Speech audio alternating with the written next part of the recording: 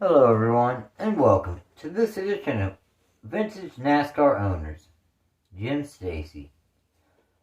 James D. Stacy, or aka Jim Stacy, was an entrepreneur and a former NASCAR Cupseries owner from 1977 through 1983. Notable drivers that spent time behind the wheel of his race cars were Neil Bonnet, Farrell Harris, Sterling Marlin, Joe Ruttman, Timrichmond, and Daleearnhardt. In Stacy's relatively short time in the sport, he sure left his mark in history. In 1977, Stacy would purchase the Nord-Krenskoff team, the K&K Insurance number 71 Dodge. As a matter of fact, the crew chief for the number 71, Harry Hyde, is the one who convinced Stacy to buy the Krenskoff team. So that's exactly what he did. He inherited the entire team, but switched the numbers from 71 to 5. In 12 starts, in the number 5 Armor All Dodge, Neil Bonnet, who was the driver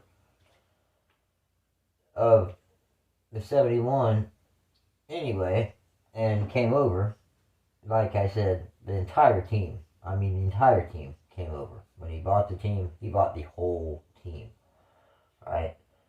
So, Neil Bonnet in the number 5 Armor All Dodge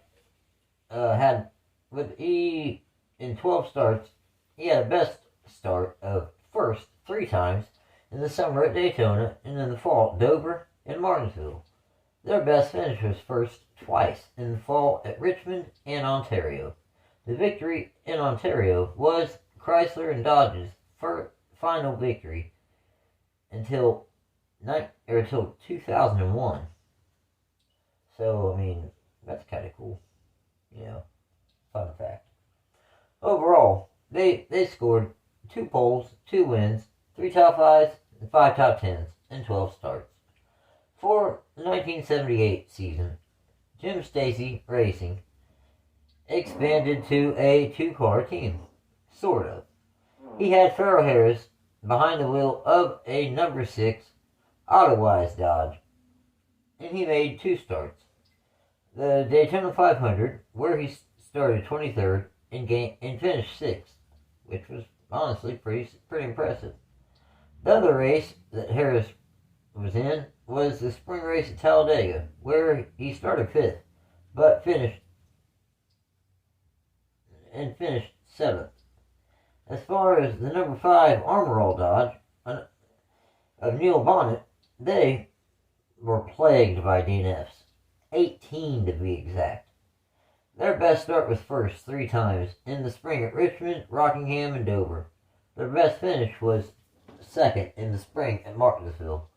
Overall, they scored 3 poles, 0 wins, 7 top 5s, and 12 top 10s, on their way to 12th in final points. By the end of the 78 season, Stacy ended the second team.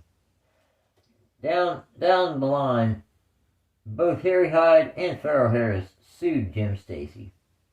That following season, in 1979, Bonnet would run the first 2 races of the season, but then would move on to the number 21 Wood Brothers Ford.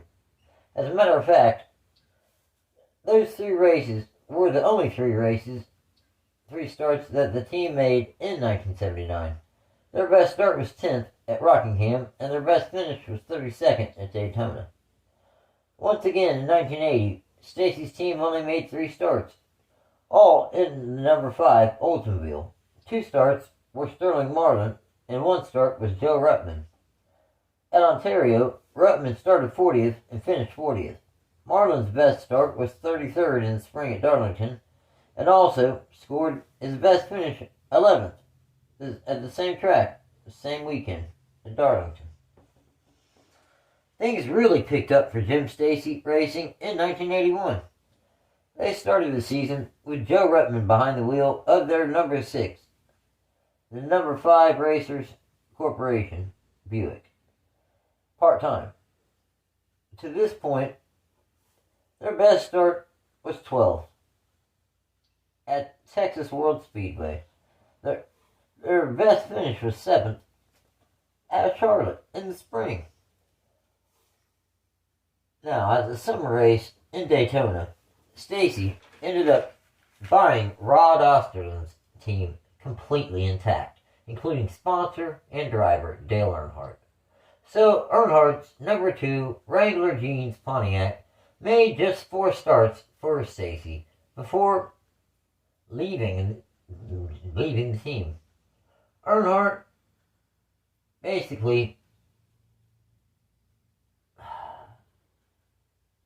well, just couldn't get along with Stacy.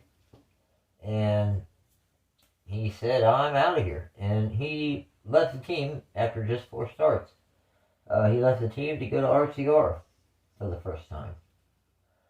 Now, their best start was 3rd in the summer at Talladega, and their best finish was 7th in Nashville in the summer. Like I said, Earnhardt left after having that falling out with team owner Stacy, and he moved over to RCR for the first time. Now, as for Joe Ruttman, his best start was 5th at Dover.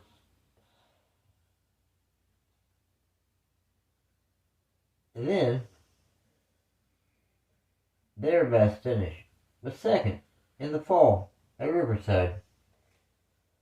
So, in 1982, Jim Stacy, believe it or not, sponsored 7 race cars in the Daytona 500 that season, including his 2 team cars, which were Joe Ruttman and Jeff Sauter.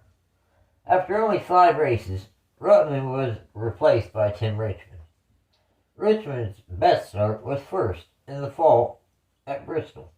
Their best finish was 1st twice, both races at Riverside. Overall, they scored 1 pole, 2 wins, 7 top 5s, and 12 top 10s. The team's second car, the number 5,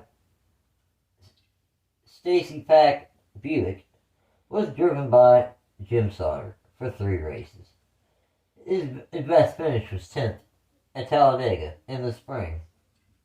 Now, Robin McCall made 2 starts also. His best finish was 29th at Michigan in the summer.